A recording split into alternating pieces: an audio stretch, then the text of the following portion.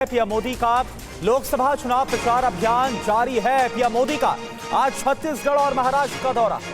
छत्तीसगढ़ के बस्तर में प्रधानमंत्री की जनसभा होगी। शाम के वक्त महाराष्ट्र के चंद्रपुर में प्रधानमंत्री मौजूद होंगे, जहां पर उनकी जनसभा होगी। लोकसभा चुनाव प्रचार अभियान के तहत पीएम मोदी आज छत्तीसगढ़ और महाराष्ट्र का दौरा करेंगे। पीएम दोपहर करीब 1:30 बजे बस्तर में चुनावी जनसभा को संबोधित करेंगे। बस्तर के अमाबाद में पीएम मोदी बीजेपी प्रत्याशी महेश कश्यप के पक्ष में प्रचार करेंगे। कांग्रेस ने बस्तर लोकसभा सीट पर पार्टी के कद्दावर नेता कवासी लखमा को चुनावी मैदान में उतारा है। इसके बाद शाम 5 बजे महाराष्ट्र के चंद्रपुर में पीएम जनसभा को संबोधित करेंगे। लोकसभा चुनाव के पहले चरण में बस्तर और चंद्रपुर लोकसभा सीटों के लिए 19 अप्रैल को मतदान होगा। वहीं पीएम मोदी ने रविवार की शाम एमपी के जबलपुर में रोड शो किया। रोड शो के दौरान लाखों लोगों ने पीएम का फूल बरसाकर स्वागत किया।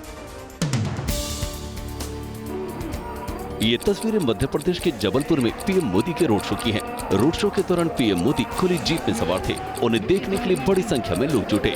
लोगों ने पीएम का फूल बरसाकर स्वागत किया। पीएम ने भी जनता का अभिवादन किया। रोड शो जबलपुर के कटंगा चौराहे से शुरू होकर शहर के छोटी लाइन फाटक पर जाकर खत्म हुआ। रोड शो के दौरान पीएम मोदी के साथ सीएम डॉक्टर मोहन यादव भी मौजूद रहे। इसके बाद पीएम एयरपोर्ट के लिए रवाना हो गए।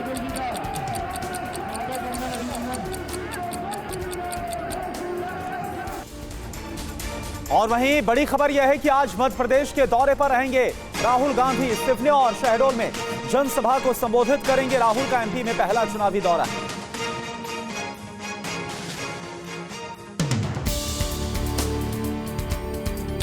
कांग्रेस नेता राहुल गांधी आज मध्य प्रदेश में सिवनी के आदिवासी इलाके धनोरा से चुनाव प्रचार अभियान की शुरुआत करेंगे। राहुल गांधी मंडला लोकसभा सीट से कांग्रेस प्रत्याशी ओमकार सिंह मरकाम के समर्थन में जनसभा को संबोधित करेंगे। जानकारी के मुताबिक राहुल गांधी दोपहर करीब 1:15 बजे सिवनी जिले के धनोरा में रैली को संबोधित करेंगे। इसके बाद 3:15 बजे धनोरा से शहडोल जाएंगे, जहां वो शाम करीब 4 बजे जनसभा को संबोधित करेंगे। शाम 5 बजे राहुल गांधी जबलपुर जाएंगे। एमपी की मंडला सहित 6 सीटों पर लोकसभा चुनाव के पहले चरण में 19 अप्रैल को वोटिंग होनी है। पश्चिम बंगाल से बड़ी खबर। ममता बनर्जी ने बीजेपी पर बड़ा आरोप लगाया है। पहले चरण के चुनाव से पहले ममता ने दंगे होने का दावा कर दिया है। 19 अप्रैल को मतदान है, 17 अप्रैल को वो दंगे करेंगे, ये ममता बनर्जी का आरोप। दंगे के बाद वो एनआईए को लाएंगे। पुरुलिया में हुई जनसभा में ममता बनर्जी ने बीजेपी पर बेहद ही गंभीर आरोप लगाए।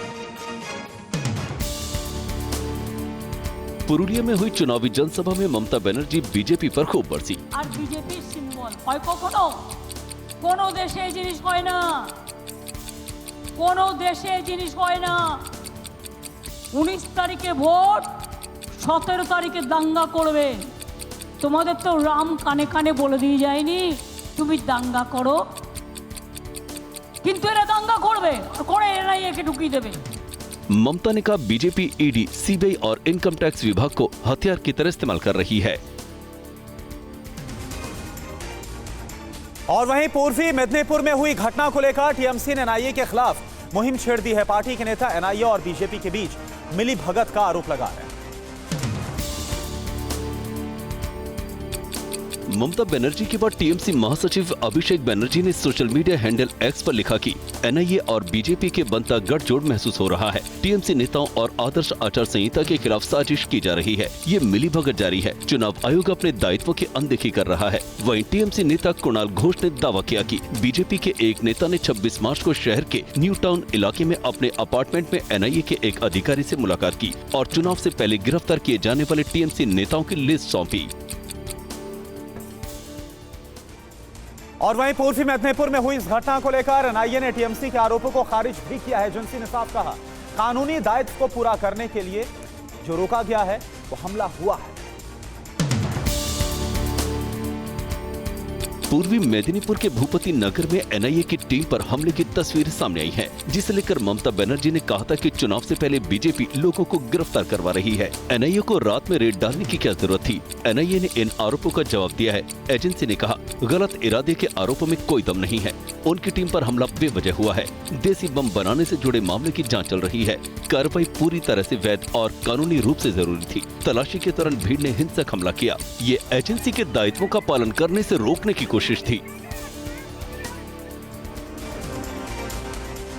पश्चिम बंगाल के नॉर्थ 24 परगना से खबर, जहां पर मथुआ समुदाय की विरासत को लेकर विवाद बढ़ गया है। केंद्रीय मंत्री शांतनु ठाकुर की चाची टीएमसी सांसद ममता बाला ने उन पर वीणा पानी मंदिर में तोड़फोड़ करके जबरन कब्जा करने का आरोप लगाया। खबर आप देखिए। ये वीडियो टीएमसी सांसद ममता बाला ठाकुर ने जारी किया है। वीडियो के बारे में दावा किया गया है कि केंद्रीय मंत्री शांतनु ठाकुर वीणापाणी देवी मंदिर का गेट तोड़ रहे हैं। वीणापाणी मंदिर को ममता ठाकुर अपना आवास बता रही है। वीणापाणी देवी मथुआ समुदाय की मुखिया मानी जाती है। कुछ साल पहले उनकी मौत हो गई थी। ममता बाला ठाकुर उनकी पुत्र वधू है, जबकि शांतनु ठाकुर उनके पोते हैं। शांतनु का कहना है कि जब उन्हें उनकी दादी के घर में घुसने नहीं दिया जाएगा तो ये होगा ही। आज टीएमसी का एक डेलीगेशन चुनाव आयोग से भी मुलाकात करेगा। पीएम मोदी ने कांग्रेस अध्यक्ष मल्लिकार्जुन खड़गे को कश्मीर पर दिए बयान के लिए आड़े हाथों लिया। पीएम ने बिहार के नवादा में चुनावी जनसभा को संबोधित किया और यहां पर जमकर हमला बोला। मल्लिकार्जुन खड़गे ने जयपुर में धारा 370 को लेकर बीजेपी पर वार किया था। राजस्थान के लोगों से क्या मतलब, कश्मीर में जाकर बोलो। इसी बयान को लेकर पीएम मोदी ने बिहार के नवादा से खड़गे पर पलटवार किया। यह राजस्थान में आकर के 370 का क्या लेना देना? मोदी यहाँ आकर के 370 की बात क्यों करता है? ये सुनकर के मुझे बहुत शर्म आई दोस्तों। क्या जम्मू कश्मीर हमारा है कि नहीं है? कांग्रेस समझ ले, सुन ले, इसी कश्मीर की रक्षा के लिए मेरे बिहार के अनेक नौजवानों ने सबसे बड़ा बलिदान दिया है। अनंतनाग राजौरी लोकसभा चुनाव में महबूबा मुफ्ती और गुलाम नबी आजाद आमने सामने होंगे। पीडीपी ने महबूबा समेत 3 उम्मीदवारों के नामों का ऐलान किया। महबूबा मुफ्ती के जम्मू कश्मीर के अनंतनाग राजौरी लोकसभा सीट से चुनाव लड़ने की घोषणा से इस सीट पर मुकाबला काफी रोचक हो गया है। उनका मुकाबला प्रोग्रेसिव आजाद पार्टी के अध्यक्ष गुलाम नबी आजाद से होगा। महबूबा मुफ्ती ने कहा कि हमने संविधान और लोकतंत्र को बचाने की बड़ी लड़ाई में कांग्रेस का समर्थन करने का फैसला किया है। नेशनल कॉन्फ्रेंस ने प्रभावशाली गुर्जर नेता मियां अल्ताफ अहमद को अनंतनाग राजौरी से मैदान में उतारा है। वहीं बीजेपी ने अभी उम्मीदवार की घोषणा नहीं की है। और वहीं आम आदमी पार्टी ने दिल्ली में सीएम अरविंद केजरीवाल के समर्थन में मशाल यात्रा निकाली। इस दौरान ऐलान किया गया कि आज पार्टी ऑफिस से एक नया कैंपेन लॉन्च होगा। आप नेता और दिल्ली सरकार में मंत्री सौरभ भारद्वाज ने ऐलान किया कि आज आम आदमी पार्टी कार्यालय से एक नया कैंपेन लॉन्च होगा। हमारी एक नई कैंपेन जो है आम आदमी पार्टी कार्यालय से लॉन्च होगी। वहीं आम आदमी पार्टी कार्यकर्ताओं ने दिल्ली में रविवार रात को मुख्यमंत्री अरविंद केजरीवाल के समर्थन में मशाल यात्रा निकाली। देखिए, जब से अरविंद केजरीवाल जी को गिरफ्तार किया गया है, पूरी दिल्ली के अंदर इसको लेके गुस्सा है, दुख है। और केजरीवाल की गिरफ्तारी पर संजय सिंह का बयान, झूठे बयानों के आधार पर केजरीवाल को जेल में डाला गया। जब तक केजरीवाल दिल्ली में बीजेपी नहीं जीत सकती, ये कहा है संजय सिंह ने कि जब तक केजरीवाल है तब तक बीजेपी दिल्ली में नहीं जीत सकती।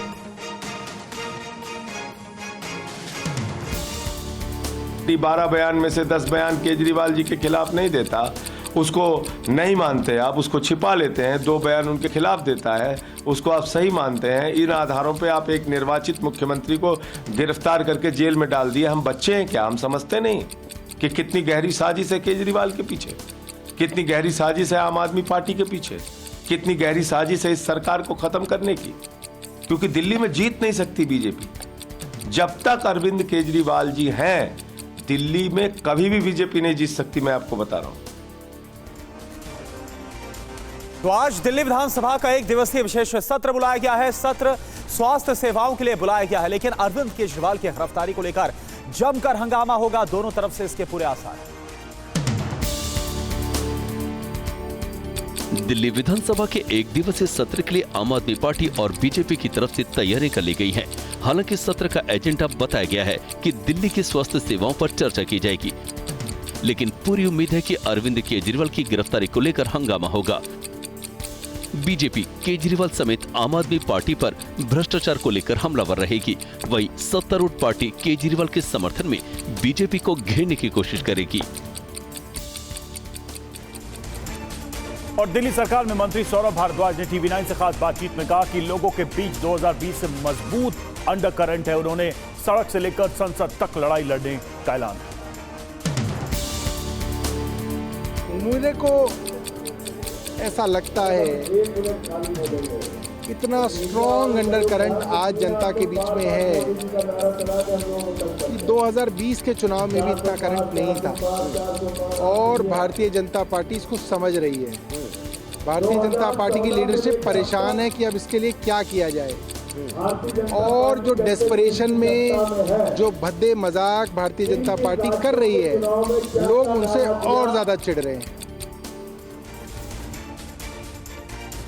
आज सीएम अरविंद केजरीवाल को लेकर कोर्ट में 2 मामले हैं। वकीलों से मिलने वाले मामले में फैसला आना है और वहीं सीएम पद से हटाने की एक और याचिका पर सुनवाई हो सकती है।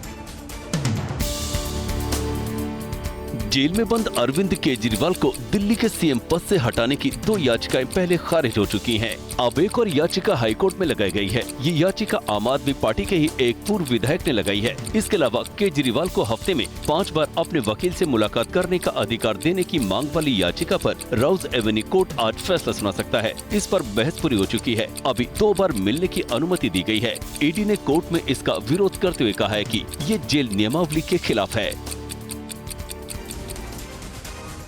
और आज बीआरएस नेता के कविता की अंतरिम जमानत पर कोर्ट फैसला सुना सकता है कि कविता दिल्ली शराब घोटाला मामले में जेल में बंद है। के कविता की तरफ से वकील अभिषेक मनु सिंघवी ने कोर्ट में अंतरिम जमानत के लिए बहस की। सिंघवी ने कोर्ट से कहा, कविता के बच्चे के एग्जाम अप्रैल महीने में शुरू होने वाले हैं। उनके 16 साल के बच्चे के एग्जाम के समय मां के समर्थन की जरूरत है। मां की कमी को ना तो भाई और न ही पिता पूरी कर सकता है। ऐसे में उन्हें जमानत दी जानी चाहिए। अगर बेटे के साथ 1 महीने तक कविता को रहने की इजाजत दे दी जाए तो कोई आसमान नहीं गिर जाएगा। कविता की जमानत पर बहस पूरी हो चुकी है। आज फैसला सुनाया जा सकता है। वहीं संजय निरुपम ने एक प्रेस कॉन्फ्रेंस के जरिए आज बड़ा खुलासा करने का दावा किया है। संजय निरुपम को हाल ही में कांग्रेस ने पार्टी से 6 साल के लिए निकाल दिया था। कांग्रेस से निष्कासित नेता संजय निरुपम ने रविवार को सोशल मीडिया के जरिए ऐलान किया कि प्रेस के साथियों के लिए विशेष सूचनाएं की। आज सुबह करीब 11:30 बजे वो एक प्रेस कॉन्फ्रेंस करेंगे। इस प्रेस कॉन्फ्रेंस में उन्होंने विस्फोटक खुलासा करने का दावा भी किया है। संजय निरुपम को लोकसभा चुनाव से पहले कांग्रेस ने अनुशासनहीनता और पार्टी विरोधी बयानों के कारण पार्टी से 6 साल के लिए निष्कासित किया था। पार्टी से निकालने से पहले उन्हें स्टार प्रचारकों की लिस्ट से भी हटा दिया गया था। और महाराष्ट्र के सीएम एकनाथ शिंदे का उद्धव ठाकरे पर तंज, मैं डॉक्टर नहीं लेकिन 1.5 साल पहले किया बड़ा ऑपरेशन। एकनाथ शिंदे ने कहा, कुछ लोगों की कमर और गर्दन के पट्टे हटा दिए। एकनाथ शिंदे का बयान।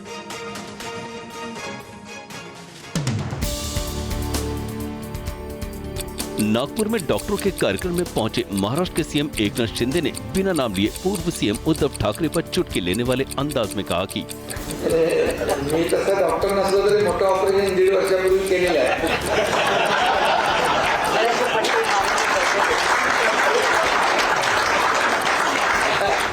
काही लोकांचे गळ्याचे पट्टे उतरून टाकले। Doctor Shrikant doctor Eknath Shinde.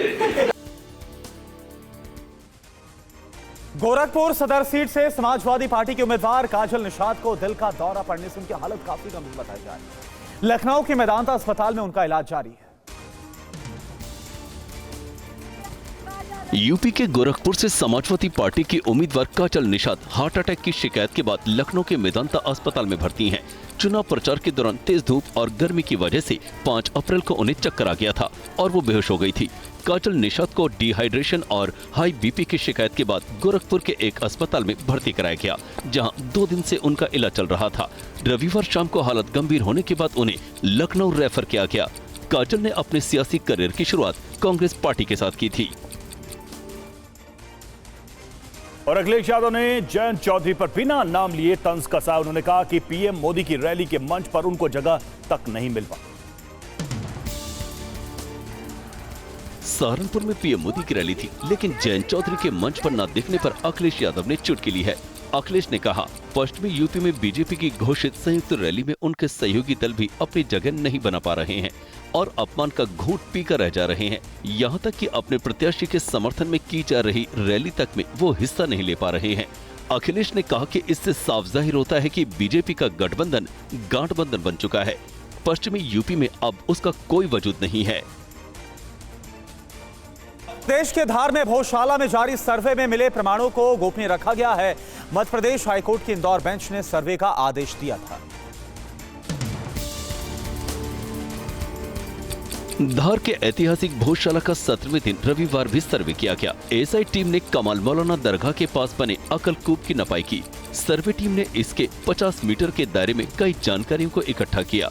Cleaning हो रही है, जो मिट्टी है ऊपर की वो हटा रहे हैं, जिससे कि नीचे के जो अवशेष वगैरह हैं वो सामने आ सके, तो मिट्टी हटा के सफाई की जा रही है। भोजशाला के भीतरी हिस्से की खुदाई का काम भी शुरू कर दिया गया है। और यूपी के बुलंदशहर में खौलते तेल में डालकर जलाने का मामला सामने आया। 3 आरोपियों के खिलाफ केस दर्ज कर लिया गया।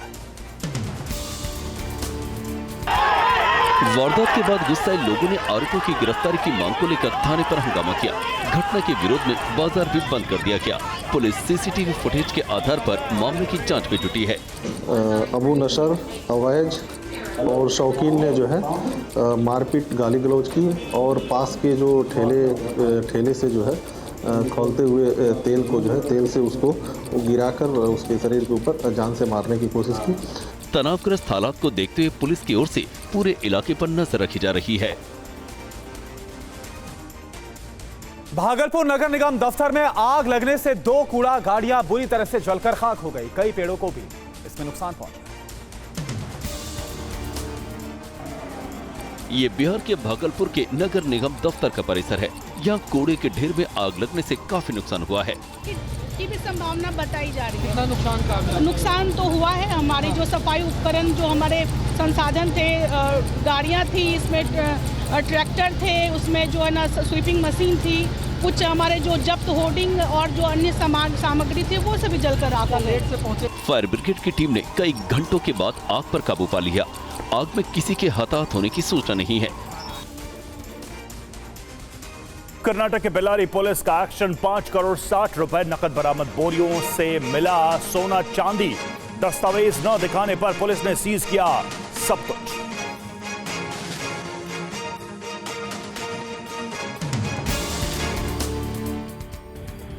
कर्नाटक की बेल्लारी पुलिस ने लोकसभा चुनाव के दौरान बड़ी कार्रवाई करते हुए 5 करोड़ 60 लाख रुपए नकद, 3 किलो सोना, 103 किलो जेवर और 21 टुकड़े चांदी की सिल्लियां बरामद की हैं। पुलिस के मुताबिक पकड़े गए सोने और चांदी की कीमत 7 करोड़ रुपए से ज्यादा है। पुलिस का कहना है कि ये सब एक ज्वेलर के यहाँ छापेमारी में पकड़ा गया है। पुलिस ने जब ज्वेलर से पूछताछ की तो वो इतनी बड़ी रकम और जेवरों के बारे में जानकारी नहीं दे पाया, जिसके बाद चुनाव अधिकारी के निर्देश पर यह सारा माल जब्त कर लिया गया। बीती रात महाराष्ट्र के नागपुर में एक बड़ा सड़क हादसा हो गया। एक बेकाबू कंटेनर ने 12 गाड़ियों को टक्कर मार के क्षतिग्रस्त कर दिया। नागपुर के मनकापुर इलाके में एक तेज रफ्तार कंटेनर से टक्कर के दौरान एक के बाद एक कई गाड़ियां क्षतिग्रस्त हो गई। कंटेनर की स्पीड इतनी ज्यादा थी कि हाईवे पर जा रहे एक के बाद एक 9 कारों को रौंद दिया।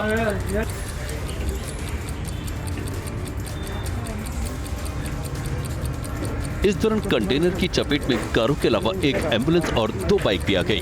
नागपुर पुलिस ने बताया कि इस भीषण हादसे में 4 लोग घायल हो गए।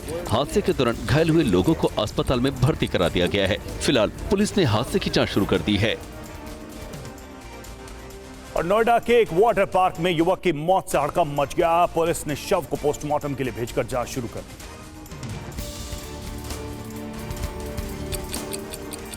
मृतक के दोस्तों के मुताबिक वाटर पार्क में स्लाइडिंग के दौरान धनंजय की तबीयत बिगड़ गई। उसके बाद वो जमीन पर आकर बैठ गया। सांस लेने में दिक्कत महसूस हुई। 25 साल के संजय माहेश्वरी को अस्पताल ले जाया गया, जहां उसे मृत घोषित कर दिया गया। अभी हम लोग मृत्यु का कारण जो भी है उसको ज्ञात करने के लिए हम लोग मेडिकल डॉक्टरों का बोर्ड है, उसके द्वारा हम लोग पोस्टमार्टम की कार्यवाही शुरू कराएंगे। ये अभी जाँच की जा रही है। पुलिस ने शव को पोस्टमार्टम के लिए भेजकर जाँच शुरू कर दी है। आज 2024 का पहला सूर्य ग्रहण लगेगा। यह सूर्य ग्रहण लगभग 50 साल के बाद लग रहा है।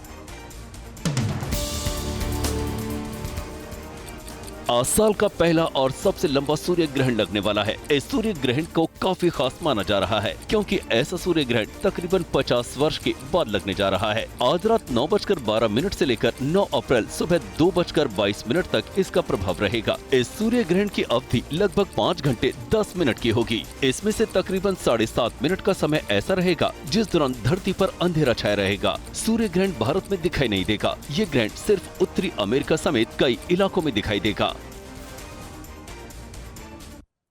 और तेल अवीव में एक तेज रफ्तार कार प्रदर्शनकारियों की भीड़ में घुस गई। हादसे में 5 लोग घायल। एक कार तेजी से सुरक्षा कर्मियों के पीछे से निकलती है और सड़क पर खड़े प्रदर्शनकारियों को कुचलती हुई आगे निकल जाती है। ये घटना तेल अवीव की है। इस घटना में 5 लोग घायल हुए हैं। पुलिस के मुताबिक ड्राइवर को अरेस्ट कर लिया गया है और पूछताछ की जा रही है। इस बात की जानकारी नहीं मिल पाई है कि ड्राइवर का इरादा क्या था और क्यों उसने लोगों पर कार चढ़ाई। ये घटना उस समय हुई जब लोग पीएम नेतन्याहू के खिलाफ प्रदर्शन कर रहे थे। प्रदर्शनकारी हमास के कब्जे से बंदूकों को छुड़वाने और इजराइल में तुरंत चुनाव की मांग कर रहे थे। और देखिए इस बीच बड़ी खबर, शुभेंदु अधिकारी का ममता बनर्जी पर पलटवार। एनआईए पर हमला करना कोई नई बात नहीं, ये शुभेंदु अधिकारी की तरफ से कहा गया। तो पश्चिमी मिदनापुर में जो हमला हुआ एनआईए की टीम पर, इसको लेकर ममता बनर्जी सरकार पर शुभेंदु अधिकारी की तरफ से हमला बोला गया और कहा गया कि देखिए एनआईए पर जो हमला हुआ है ये कोई नई बात नहीं।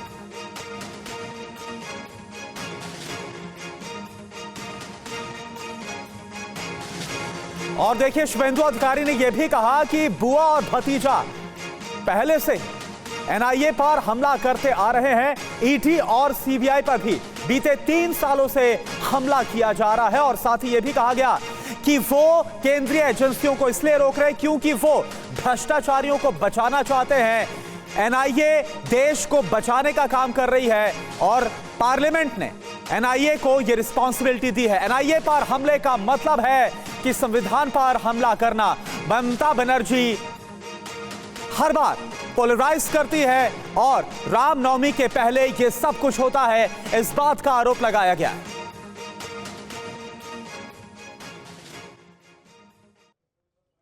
और बीजेपी अध्यक्ष जेपी नड्डा का आज ताबड़तोड़ प्रचार। उत्तर प्रदेश और राजस्थान में नड्डा की जनसभाएं। रामपुर और बिजनौर में होंगी नड्डा की रैली। राजस्थान के हनुमानगढ़ में नड्डा की जनसभा।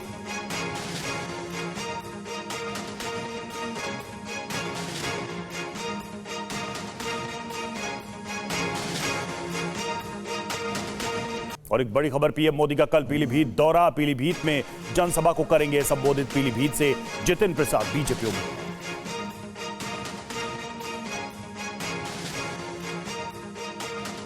आज मध्य प्रदेश के दौरे पर रहेंगे राहुल गांधी। सिवनी और शहडोल में जनसभा को संबोधित करेंगे। राहुल का एमपी में पहला चुनावी दौरा।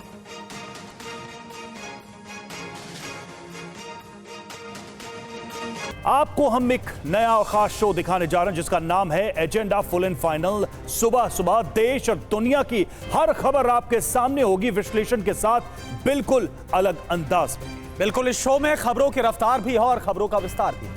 खबर चाहे देश की हो या फिर दुनिया की, अगले 15 मिनट में हम आपको हर वो बड़ी खबर दिखाएंगे जो पूरे दिन का आपका एजेंडा सेट कर देगी। और देखिए बड़ी खबर के साथ शुरुआत कर रहे हैं। बात उस तस्वीर की जो ग्लोबल एजेंडा बन सकती है। दक्षिण चीन सागर में मिलिट्री ड्रिल से तनाव बढ़ा है। यूएस, ऑस्ट्रेलिया समेत 4 देशों की सैन्य ड्रिल को देखते हुए चीन ने अपनी गश्त भी बढ़ा दी है। तस्वीरें आप देखिए। तो ये तस्वीरें हम आपको दिखा रहे हैं दक्षिणी चीन सागर की, जहां पर इस मिलिट्री ड्रिल ने टेंशन को बढ़ा दिया है। दरअसल ये अमेरिका, ऑस्ट्रेलिया समेत कुल मिलाकर 4 देशों की सैन्य ड्रिल है और इस ड्रिल को देखते हुए चीन ने दक्षिणी चीन सागर में अपनी गश्त को बढ़ा दिया है, साउथ चाइना सी में। और अब आपको दक्षिण चीन सागर की दो तस्वीरें दिखाने जा रहे हैं। एक तरफ अमेरिका, ऑस्ट्रेलिया, जापान और फिलीपींस के मिलिट्री ड्रिल, तो दूसरी ओर मिलिट्री ड्रिल की टेंशन में चीन ने गश्त बढ़ा दी है और अपनी मौजूदगी का और ज्यादा एहसास करा दिया है। दोनों तस्वीरें दिखा रही हैं कि तनाव इस वक्त किस तरह से बढ़ा हुआ है दक्षिण चीन सागर में। अब ऐसे में सवाल ये उठता है कि क्या दक्षिणी चीन सागर में किसी भी वक्त टक्कर हो सकती है आमने सामने की। दरअसल हो क्या रहा है आप देखिए, अमेरिका, जापान, ऑस्ट्रेलिया, फिलीपींस का शक्ति प्रदर्शन है।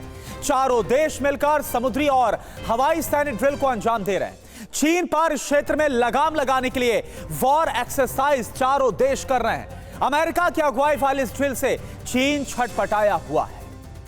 जी हां, और चीन ने भी साउथ चाइना सी में हवाई और समुद्री गश्त बढ़ा दी है, जिससे यह माना जा रहा है कि तनाव आगे और बढ़ सकता है। और देखिए, दक्षिण चीन सागर में ड्रिल के बीच चीन का प्रोपेगेंडा वीडियो भी सामने आया। पीएलए की ब्रिगेड आर्टिलरी यूनिट को ट्रेनिंग का यह वीडियो नए रॉकेट, हॉवित्जर तोप से प्रशिक्षण सटीक हमले करते दिखे चीनी जवान।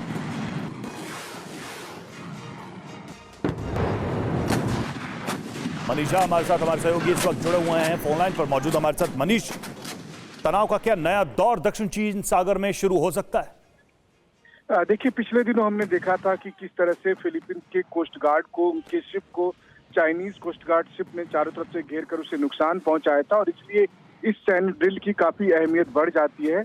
महत्वपूर्ण बात यह है कि साउथ चाइना सी के पूरे एरिया पर चीन अपनी दावेदारी करता है, जबकि वो एक ओपन सी एरिया है और जहां पर कि दुनिया के कोई भी देश जा सकते हैं।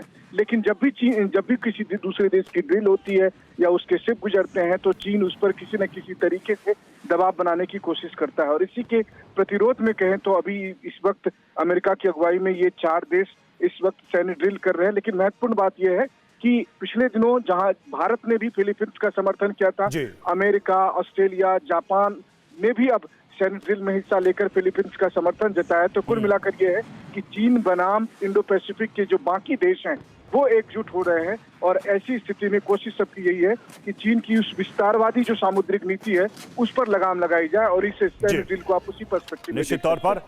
मनीष, बहुत बहुत शुक्रिया आपका हमसे जुड़ने के लिए। और अब अगली बड़ी खबर का रुख कर रहे हैं। खबर पश्चिम बंगाल में मथुआ वोट बैंक साधने के एजेंडे की। दरअसल पश्चिम बंगाल में मथुआ देवी मंदिर को लेकर बवाल शुरू हो गया है। टीएमसी का केंद्रीय मंत्री शांतनु ठाकुर पर आरोप, जबरन वीणा पानी देवी मंदिर का ताला तोड़ा गया, जिसका वीडियो भी सामने आया है। यह आरोप लगाया गया है टीएमसी की तरफ से।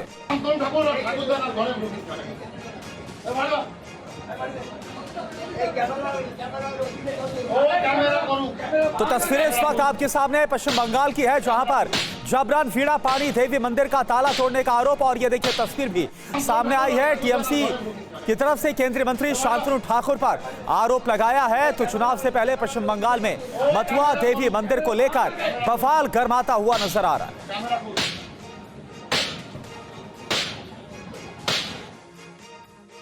और आरोप है कि वीणा पानी देवी मंदिर का ताला जबरन तोड़ा गया। टीएमसी तो यहां तक कह रही है कि शांतनु ठाकुर ने अपनी चाची और टीएमसी सांसद ममता बाला ठाकुर के घर पर अपने समर्थकों के साथ हमला किया। यही वजह है कि चाची और भतीजा आमने सामने हैं। तो वहीं शांतनु ठाकुर के साथ नॉर्थ परगना के वीणा पानी देवी मंदिर पहुंचे मथुआ समर्थकों ने नारेबाजी की। तनाव देखते हुए केंद्रीय बल की तैनाती कर दी गई। और चलिए अब आपको सुनवाते हैं ममता बाला ठाकुर आखिर क्या आरोप लगा रही है। शांतनु सेन ने क्या इसका जवाब दिया।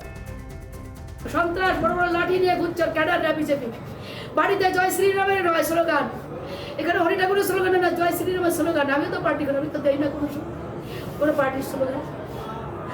মতুরা আজকে কোন মতুয়া তারা আজকে ঠাকুর বাড়িতে এসে স্লোগান দেয় জয় শ্রীরামের?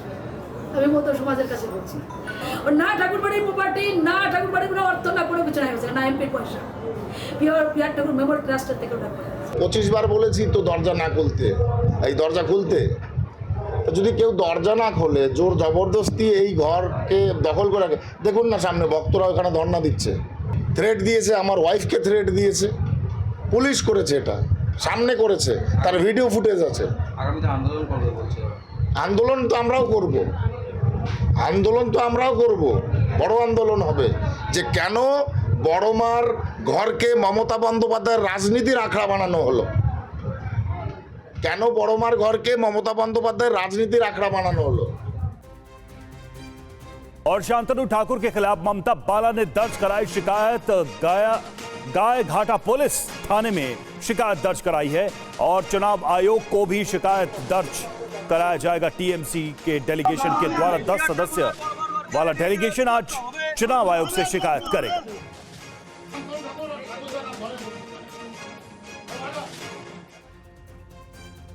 तो मथुआ देवी मंदिर का जो ताला तोड़ा गया है, जो आरोप लगाया गया, पूरा मामला है क्या, यह आपको समझाते हैं। सीधा बिग वॉल का हम लोग करते हैं। तो आप देखिए, मथुआ देवी मंदिर पर आर पार क्या है पूरा मामला। वीणा पाणी देवी बोरोमा को मथुआ समुदाय भगवान मानता है। ममता बाला ठाकुर वीणा पाणी देवी की बहू हैं। और इसके अलावा क्या जानकारी, केंद्रीय मंत्री शांतनु ठाकुर वीणा पाणी देवी के पोते हैं।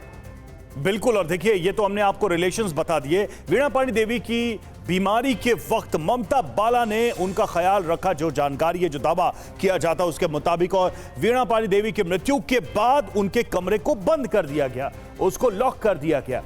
और दावा है कि शांतनु ने जबरन वीणा पाणी देवी के बंद कमरे का ताला तोड़ा और यहीं से ये सारे विवाद शुरू हुए। रविशंकर दत्ता हमारे साथ इस वक्त जुड़े। रविशंकर, ये भी खबर आ रही है कि टीएमसी के 10 सदस्यों का डेलीगेशन चुनाव आयोग से शिकायत करेगा। क्या शिकायत होनी है? इसमें तो पहले ही एक पुलिस मामला दर्ज कर लिया गया। देखिए, इलेक्शन कमीशन में ये शिकायत दर्ज किया जाएगा कि शांतनु ठाकुर, जो कि एक कैंडिडेट है बीजेपी की तरफ से बोनगा में, अगर वो खुद गुंडागर्दी में उतर आते हैं तो इनको कैसे वोट दिया जाए, और उनका जो रवैया है इसको देखते हुए क्यों एक कैंडिडेट को एमसीसी के मॉडल कोड ऑफ कॉन्डक्ट के तौर पे इनको बहिष्कार नहीं किया जाएगा, ये आरोप जाएगा टीएमसी की तरफ से इलेक्शन कमीशन पर। लेकिन ये पूरा जो मामला है दखलदारी का मामला है। शांतनु ठाकुर जो घर में घुसने की कोशिश कर रहे थे, वही मकान में, वही बिल्डिंग पे रहते हैं ममता बाला ठाकुर बाजू वाला घर में। अब बोरोमा या तो वीणा पाणी देवी का जो घर है, उनके मौत के बाद उसको मंदिर बना दिया गया और उसको वहां पे लॉक कर दिया गया। लेकिन शांतनु ठाकुर का कहना है कि वो प्रॉपर्टी सिर्फ अकेला ममता बाला ठाकुर की नहीं है। यानी इस पूरे मामले में विवाद बढ़ता ही जा रहा है। शुक्रिया रविशंकर आपका इस जानकारी के। और देखिए, पश्चिम बंगाल से ही बड़ी खबर का रुख कर रहे ममता बनर्जी ने बीजेपी पर लगाया बड़ा आरोप। पहले चरण के चुनाव से पहले बीजेपी दंगा कराएगी, बड़ा गंभीर आरोप ममता बनर्जी लगा रही। 19 अप्रैल को मतदान है तो 17 अप्रैल को वो दंगे करेंगे, ममता बनर्जी का आरोप। दंगे के बाद वो एनआईए को लाएंगे। पुरुलिया में हुई जनसभा में ममता बनर्जी ने बीजेपी पर गंभीर आरोप लगाए। আর বিজেপির সিম্বল হয় কখনো? কোনো দেশে এই জিনিস হয় না, কোনো দেশে এই জিনিস হয় না। 19 তারিখে ভোট, 17 তারিখে দাঙ্গা করবেন। তোমাদের তো রাম কানে কানে বলে দিয়ে যায়নি তুমি দাঙ্গা করো, কিন্তু এরা দাঙ্গা করবে আর করে এনআইএ ঢুকিয়ে দেবে। और अब बात लोकसभा चुनाव में आम आदमी पार्टी के एजेंडे पर असर डालने वाली अहम खबर की, जो केजरीवाल से जुड़ी हुई है। दिल्ली के सीएम केजरीवाल से जुड़ी दो बड़ी खबरें। केजरीवाल पर राउज एवेन्यू कोर्ट में फैसला संभव, वकील से हफ्ते में 5 मुलाकात की मांग पर फैसला संभव। केजरीवाल की मांग का ईडी ने किया है विरोध। 5 बार मिलने की मांग जेल मैनुअल्स के खिलाफ है। ईडी का दावा, केजरीवाल को पहले से 2 मुलाकात की इजाजत है।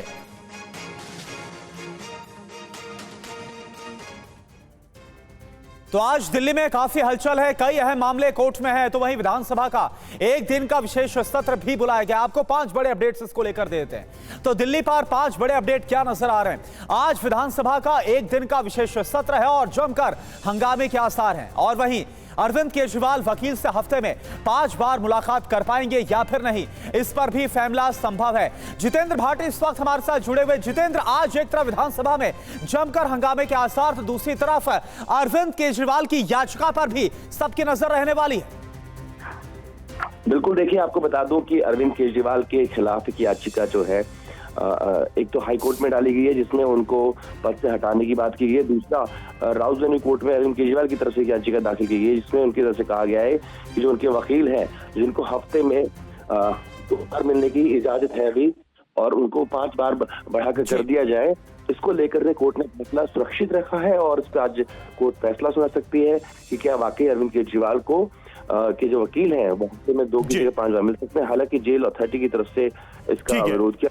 ठीक है जितेंद्र, नजर रहेगी अदालत पर। बहुत बहुत शुक्रिया आपका इस अपडेट के लिए। और अब बात भोजशाला की। भोजशाला चुनावी प्रयोगशाला बनने के एजेंडे की राह पर नजर आ रहा है। एमपी के धार में भोजशाला सर्वे पर यह अहम खबर है। 17वें दिन एएसआई की टीम ने 9 घंटे तक सर्वे किया। सर्वे में मिले प्रमाणों को गोपनीय रखा गया। भोजशाला के अंदर बाहर खुदाई की जा रही है। 11 मार्च को एमपी हाई कोर्ट की इंदौर पीठ ने दिया था सर्वे का आदेश। माननीय उच्च न्यायालय के आदेश के उसमें एएसआई द्वारा सर्वेक्षण हो रहा है और अपनी गति से चल रहा है, तो वो सभी काम वहाँ पर हो रहा है। ड्राफ्टिंग हो रही है, मैपिंग हो रही है। निश्चित रूप से जब इतना सब कुछ होता है तो अवशेष तो आते ही हैं। क्या क्या अवशेष आए हैं ये तो एएसआई ही बताएगा कि वो क्या है। शुभम गुप्ता हमारे संवाददाता जुड़े हुए, सीधे चलेंगे उनके पास। 17वें दिन शुभम, एएसआई की टीम ने 9 घंटे तक सर्वे किया। हालांकि ये बात जरूर है कि प्रमाणों को गोपनीय रखा गया है, लेकिन अभी तक कुछ जानकारी मिल पा रही है? किस किस तरह के प्रमाण मिल पाए हैं और उन प्रमाणों का अर्थ क्या नजर आ रहा है? देखिए रवि, सबसे पहले तो भोजशाला की खास बात यह है कि यहाँ पर जाने की अनुमति आम लोगों को थी और हम भी जब वहाँ पर गए थे, जो चीज़ें हमने वहाँ पर पहले दिखाई थी कि एएसआई की टीम जब यहाँ पर पहुँचेगी तो उन्हें क्या दिखाई देगा। दीवारों पर भगवानों की प्रतिमाएं बनी हुई है, यज्ञ कुंड का हिंदू पक्ष दावा करता है, श्री यंत्र दीवार पर बना हुआ है, तो ये सारे दावे हिंदू पक्ष के थे। और जब एएसआई की टीम गई तो इन सारी चीज़ों के सैंपल भी कलेक्ट किए गए। मगर ख़ास बात यह है कि भोजशाला की नींव को लेकर लगातार खुदाई की गई। तकरीबन 25 से 30 मजदूरों को एएसआई की टीम अंदर लेकर जाती है और भोजशाला के अलग अलग इलाकों को खोदा गया है। हिंदू पक्ष की अगर बात करें, ज़रूर वो ये कह रहा है कि हम कुछ भी बता नहीं सकते, मगर वो ये कह रहे हैं कि हम इस सर्वे से काफ़ी खुश हैं, क्योंकि गोपाल शर्मा जो कि हिंदू पक्ष के याचिकाकर्ता भी हैं, भोजशाला समिति के सदस्य भी हैं, वो लगातार अंदर रहे हैं इन 17 दिनों में। और जो जो चीज़ें खुदाई में मिल रही है, बिल्कुल, तो अभी तमाम जो प्रमाण है उनको गोपनीय रखने का फैसला किया गया है। 17वां दिन 9 घंटे तक जो सर्वे का काम है वो किया गया। अभी के लिए बहुत बहुत शुक्रिया आपका शुभम इस पूरी जानकारी के लिए।